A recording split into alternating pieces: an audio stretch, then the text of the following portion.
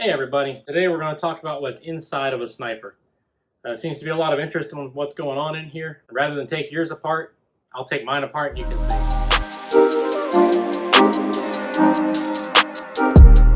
Dirty Side gets technical. We may not know everything, but our stuff almost always works sometimes. So the first thing we're going to start with is the throttle position sensor here. No real need to take that off of there. It attaches to the primary throttle shaft and moves along with that. The reason I specified primary throttle shaft is that if you happen to be using a progressive linkage, then the throttle position sensor reads off the primary throttle shaft and not the secondary that isn't moving until 40% throttle. So next we'll move around to the back side. This is the idle control valve. Idle control motor, IAC, it's called a lot of things. So we'll pop that off and you can see what that looks like on the inside.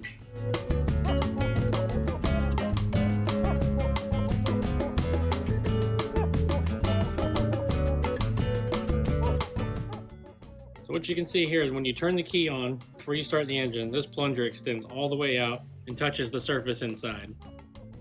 That completely closes off all air going through the throttle circuit. Then after that touches the 0% point up against that, it then backs out to your parked IAC setting for startup. So now from the IAC, we're going to move on to where the fuel injectors are. This is an area that some of you will actually get into because sometimes the injector connectors come off or injectors go bad. So we'll get in there and you can see what's going on in there. Now it's just these two screws on either side.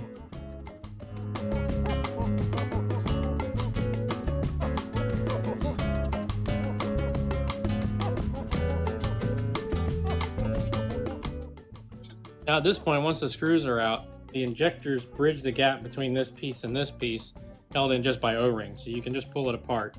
Now you don't want to snatch it apart because there's some wires and you don't know if the injector is going to stay with the cover or stay with the throttle body.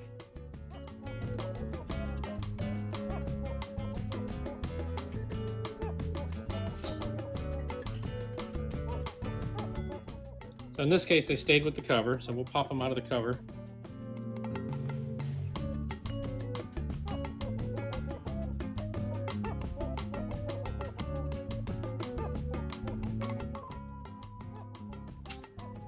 Here you can see all the wiring that comes out for all the accessory connections. The two holes there where the injectors go in.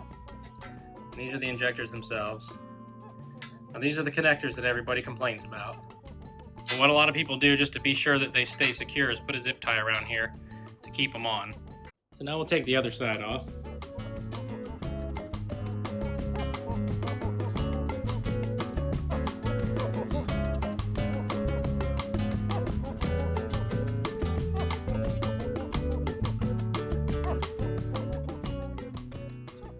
So now you can see in here is just like the other side, some wiring for external devices, and two injector holes. You can also see a little bit where the extra injector holes would be for a super sniper with 8 injectors. The throttle bodies are exactly the same, they just don't machine the extra holes if they don't need them. And so since these parts are off, we can talk about how the fuel flows. So normally the way this is set up, fuel comes in here, fills this cavity, comes across this hose, fills this cavity, builds up pressure against the regulator. When it gets to 60 psi, the regulator opens, lets any excess back to the tank. As long as the pump's running, it's going to hold 60 psi and have it ready there for the injectors. Now we get a lot of questions about, can you use the front ports for a feed or for a gauge? You can use these two ports on the front for a feed, either one you want.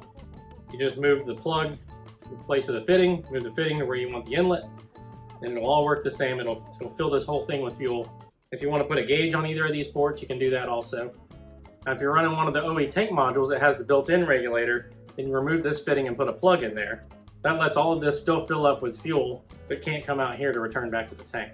The OE module sends fuel at 60 psi, so there's no need to regulate it otherwise. So now we can open this up and see the regulator.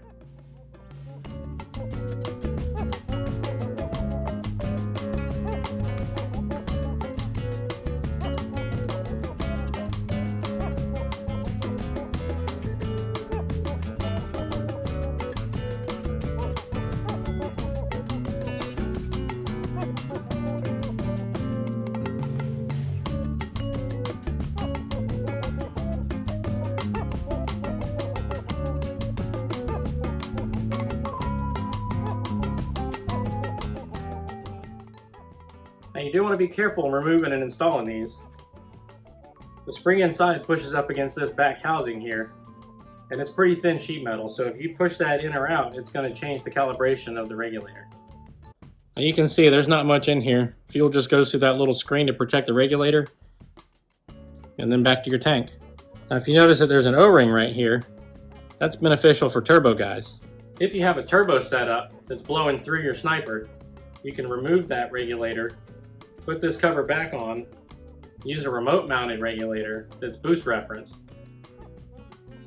But anytime you're putting air pressure to the tip of the injector where fuel comes out, you need to increase the fuel pressure the same amount as the boost. Otherwise, you're essentially lowering your fuel pressure as much as your boost pressure is.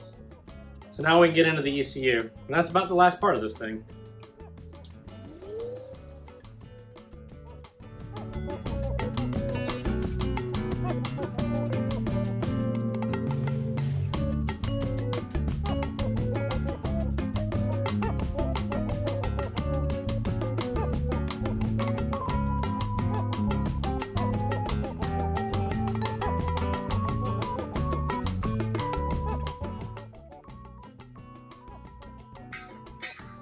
Alright, so now that the ECU is off, you can see there's not much in there.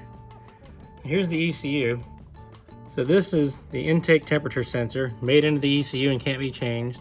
The same for the map sensor. The map sensor seals to this. That's ported all the way down to the bottom, and that's how it gets its manifold vacuum signal. You can see here, all of these wires are made into this, so they can't be changed. I get a lot of questions from people that have damaged a wire or something like that and they want to be able to change the harness, and it's just not possible. All of this stuff is permanently attached to the ECU and can't be changed. So that pretty well wraps up what's inside of a sniper. Now if you have any questions, feel free to comment, shoot us an email. If there's anything about these snipers you'd like to see a video on, definitely comment and let us know. We really want everybody to understand what they're buying as much as they can. So now I gotta get this thing put back together. It's a sniper that sits at my desk, and whenever somebody calls and they need to be walked through something, I have it there. So I'll get to that and we'll see you in the next video.